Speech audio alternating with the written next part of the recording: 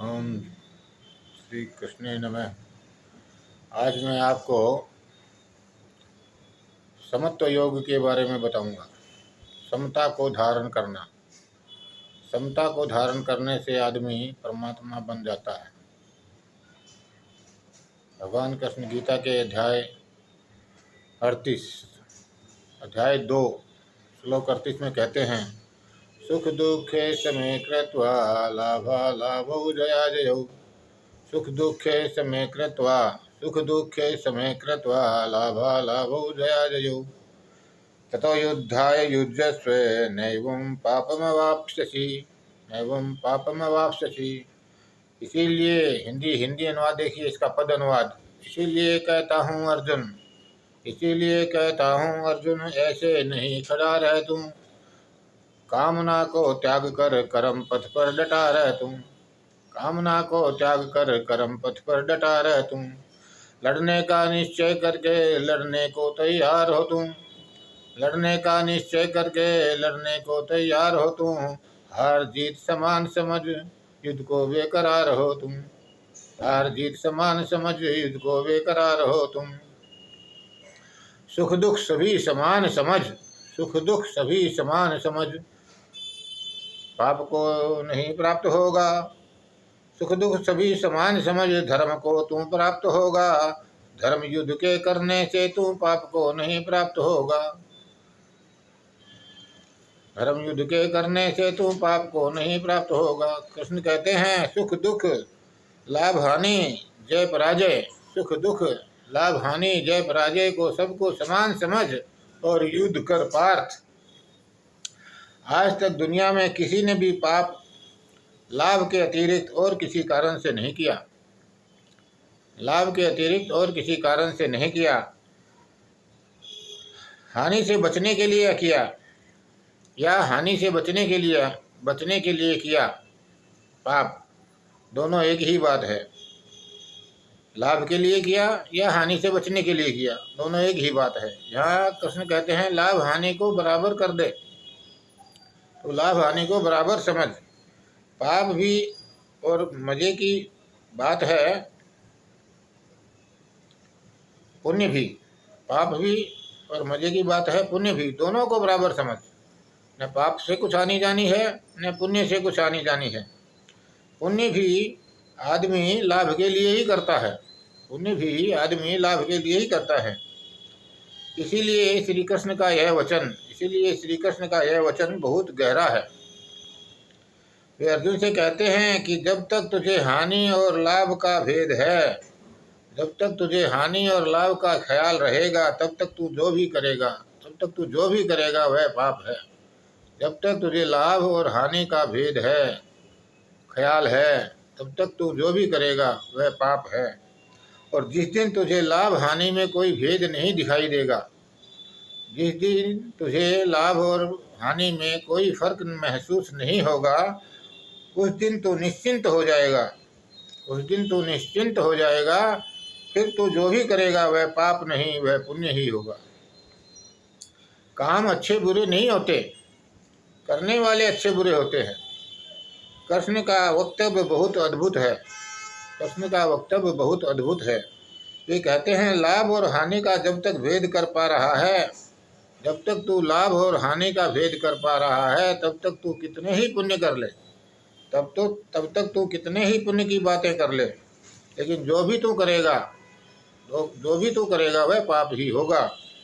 और अगर तू यह समझ ले कि लाभ और हानि में कोई फर्क नहीं है, अगर तू यह समझ ले कि लाभ और हानि में कोई फर्क नहीं है, जय पराजय में कोई फर्क नहीं है, जीवन मृत्यु में कोई फर्क नहीं है, तो फिर तू जो भी करेगा वह पाप नहीं, पुण्य ही होगा। आगे कृष्ण कहते हैं, ऐसा ते अभिहिता सांख्ये, ऐसा ते अभिहिता सांख्ये, बुद्धिर्योगे तु माम शृणु। बुद्ध्या युक्तो यया पार्थ कर्म बंध प्रहास्यसि। बुद्धियुक्तो यथा पार्थ कर्म बंध प्रहास्यसि। समबुद्धि युक्त योग अभी तुमको समझाया है, समबुद्धि युक्त योग अभी तुमको समझाया है। निस्वार्थ कर्म योग मैं तुझे बतलाऊंगा, निस्वार्थ कर्म योग मैं तुझे बतलाऊंगा। कर्म योग को धारण कर तू मोह को भगा देगा, कर्म योग को धारण कर तू मोह को भगा देगा। बुद्धि के प्रयोजन से तू कर्म बंधन छुड़ा देगा, बुद्धि के प्रयोजन से तू कर्म बंधन छुड़ा देगा। कर्म योग की राहों में कोई नुकसान नहीं होता, कर्म योग की राह में कोई नुकसान नहीं होता। कर्म योग के मार्ग में उल्टा फल दोष नहीं होता, कर्म योग के मार्ग में उल्टा फल दोष नहीं होता। निस्वार्थ कर्म योग के बस थोड़े से अभ्यास से, निस्वार्थ कर्म योग के बस थोड़े से अभ्यास से जन्म मरण के चक्कर का वह महान डर नहीं होता, जन्म मरण के चक्कर का वह महान डर नहीं होता। कर्म योग में शुद्ध बुद्धि, कर्म योग में शुद्ध बुद्धि निर्णायक शक्ति होती है। अस्थिर विचार वालों की बुद्धि भी अस्थिर होती है। सकामी मनुष्य की बुद्धि बहुत प्रकार की होती है, सकामी मनुष्य की बुद्धि बहुत प्रकार की होती है। विवेकहीन लोगों की बुद्धि बहुमत वाली होती है, विवेकहीन लोगों की बुद्धि बहुमत वाली होती है। कर्मों का फल चाहने वाले मनुष्य की बुद्धि बहुत तरह की होती है। श्री कृष्ण कह रहे हैं, जो निष्काम कर्म की यात्रा पर निकलता है, निष्काम कर्म की यात्रा पर निकलता है, उससे निश्चयात्मक बुद्धि प्राप्त हो जाती है, क्योंकि उसके पास एक ही मन रह जाता है, फिर उसके पास एक ही मन रह जाता है। सकामी पुरुषों की बुद्धि बहुत तरह की होती है, सकामी पुरुषों की, कर्मों का फल चाहने वाले पुरुषों की बुद्धि बहुत तरह की होती है। इच्छाओं से भरे चित्त की अवस्था एक जैसी नहीं होती, इच्छाओं से भरे चित्त की दशा एक जैसी नहीं होती। जितनी इच्छाएं होती हैं उतने ही चित्त हो जाते हैं। एक आदमी कहता है मुझे शांति चाहिए, और साथ ही कहता है मुझे प्रतिष्ठा भी चाहिए, शांति भी चाहिए, प्रतिष्ठा भी चाहिए। उसे कभी ख्याल ही नहीं आता कि वह क्या कह रहा है। जितनी इच्छाएं उतने मन हो जाते हैं। एक छोटी सी घटना है जो हम सबके साथ भी घटती रहती है। हमारे एक मित्र हैं, एक ही लड़का है उनका, बहुत पैसा कमाया, ठेकेदारी का काम। उस लड़के ने एक लड़की से शादी कर ली, उस लड़के ने एक लड़की से शादी कर ली जिससे वे नहीं चाहते थे कि शादी करे। उसके पिताजी नहीं चाहते थे कि वे उस लड़की से शादी करे। लठ लेकर खड़े हो गए दरवाजे पर, लाश बिछा दूंगा, बाहर निकल जाओ। लड़का बाहर निकल गया। अब मुसीबत है, मौत करीब आ रही है, कई साल हो गए, दुखी है। किस मुंह से लड़के को वापस बुलाए, किस मुंह से लड़के को वापस बुलाए। झगड़ा करके घर से स्वयं निकाला था, झगड़ा करके घर से स्वयं निकाला था। अब क्या करें, बहुत दुखी हैं। मैंने उनसे पूछा, वह लड़की खराब थी क्या जिसने तुम्हारे लड़के से शादी की? उन्होंने कहा नहीं, लड़की तो अच्छी है, लेकिन मेरी इच्छा के खिलाफ शादी की है उसने। मैंने कहा अशांत होने के रास्ते तुम खड़े कर रहे हो, तुम बेकार में अशांत हो रहे हो। फिर जब उसने शादी अपनी इच्छा से की और तुमने उसे घर से बाहर निकाल दिया, तो अब परेशान क्यों हो रहे हो?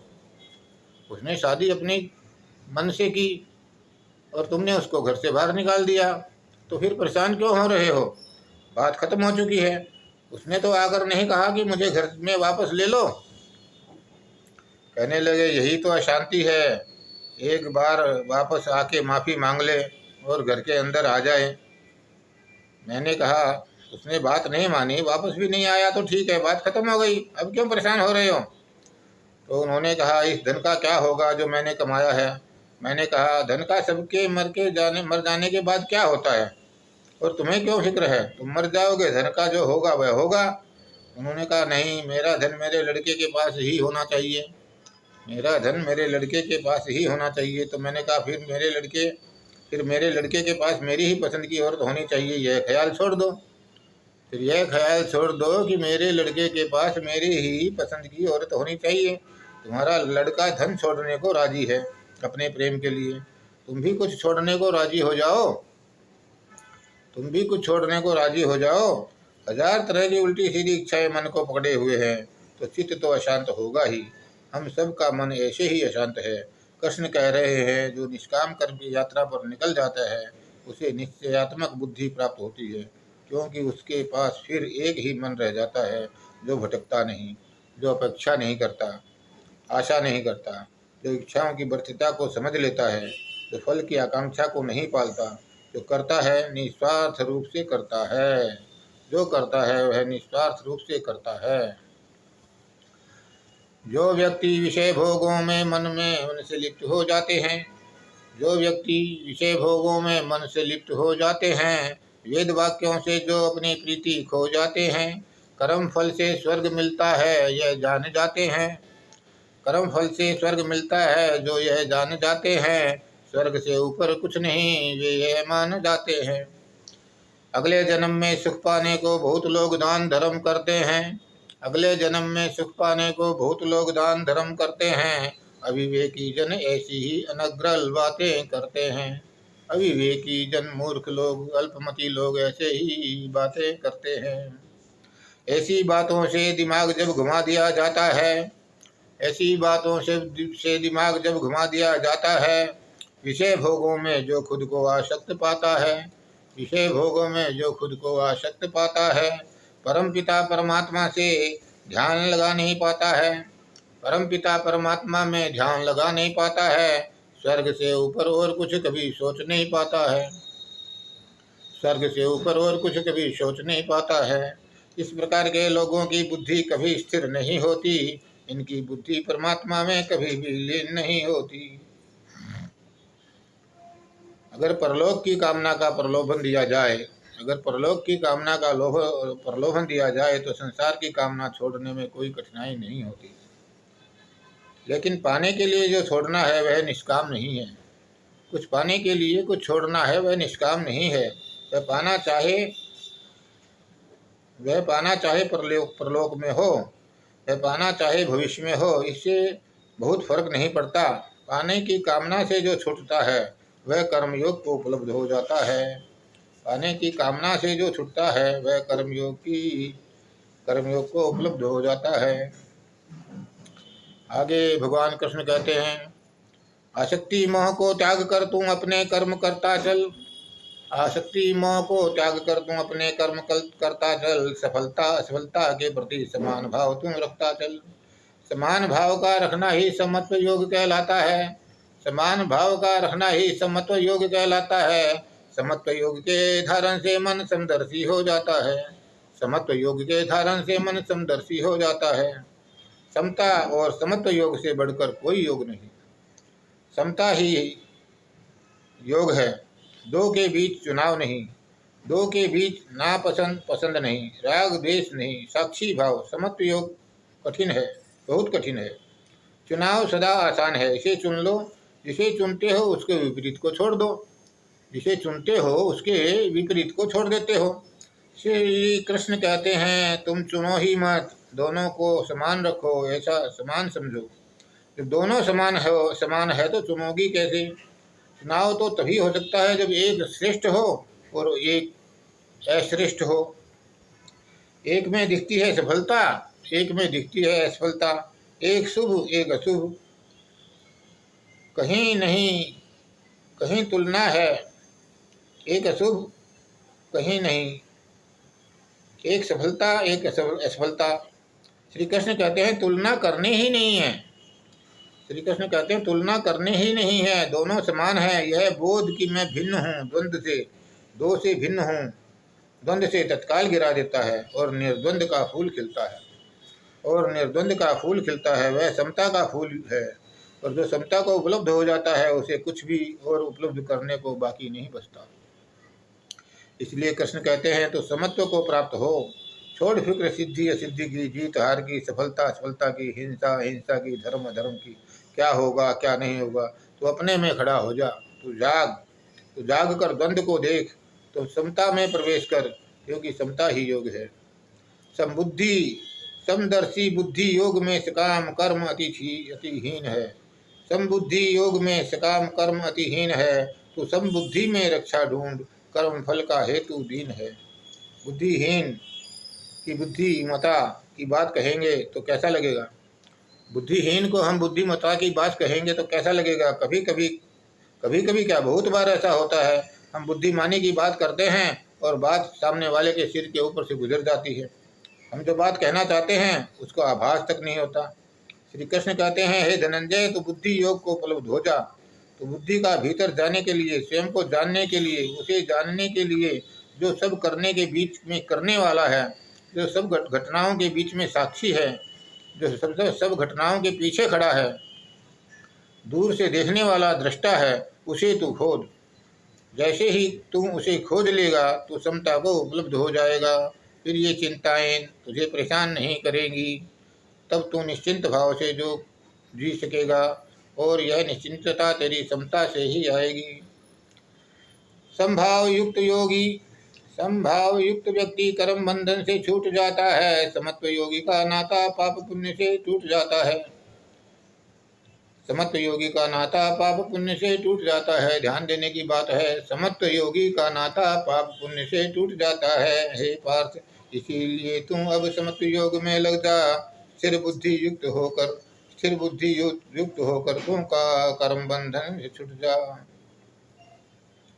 यदा ते मोहकलिलं बुद्धिर्व्यतीतरिष्यसि तदा गन्तासि निर्वेदं श्रोतव्यस्य श्रुतस्य च। जब यह बुद्धि मोह रूपी दलदल को पार कर लेगी, जब यह बुद्धि मोह रूपी दलदल को पार कर लेगी, लौकिक पारलौकिक सभी भोगों का सार पा लेगी। मोह रूपी कालिमा से जब बुद्धि जागती है तब वैराग्य फलित होता है। मोह का अंधापन आध्यात्मिक अंधापन है। मोह के अंधकार में जो गुण धर्म है वह यह है कि जो मेरा नहीं है वह भी मेरा मालूम होता है, और जो मेरा है मेरा नहीं मालूम होता है। श्री कृष्ण कहते हैं, जो इस मोह की कालिमा से मुक्त हो जाता है, जो इस मोह की कालिमा से मुक्त हो जाता है, वह व्यक्ति ही वैराग्य को उपलब्ध होता है। सुना है मैंने, एक आदमी के मकान में आग लग गई। एक आदमी के मकान में आग लग गई, भीड़ इकट्ठी हो गई। वह आदमी छाती पीट पीट कर रोता रहा, चिल्लाता रहा। स्वाभाविक है। फिर पड़ोस में से कोई दौड़ा हुआ आता है और कहता है, व्यर्थ में रो रहे हो तुम। तुम्हारे लड़के ने मकान तो कल बेच दिया था, क्या तुम्हें पता नहीं? तुम्हारे लड़के ने मकान तो कल बेच दिया था, क्या तुम्हें पता नहीं? बस आंसू बह गए, आंसू तिरोहित हो गए, आंसू बहना बंद हो गए। उस आदमी का छाती पीटना बंद हो गया। जहाँ रोना था वह हंसने लगा, मुस्कुराने लगा। सब कुछ एकदम से बदल गया। अभी भी आग लगी है, मकान जल रहा है, वैसे ही है, वैसा ही जैसा क्षण भर पहले से जल रहा था। फर्क कहाँ पड़ गया? पहले मकान अब मेरा नहीं है, मकान अब मेरा नहीं रहा। मोह का जो जोड़ था मकान से कि यह मेरा है, वह टूट गया। अब भी मकान में आग है, लेकिन अब आँख में आंसू नहीं है। जब उस आदमी को सब ठीक ठाक दिखाई पड़ रहा है, अभी कुछ देर पहले उसे कुछ भी दिखाई नहीं पड़ रहा था। तभी उसका लड़का दौड़ा हुआ आता है और कहता है, पापा, बेचने की बात तो हुई थी लेकिन बयाना नहीं हो पाया। अब इस जले हुए आदमी का मकान कौन खरीदेगा?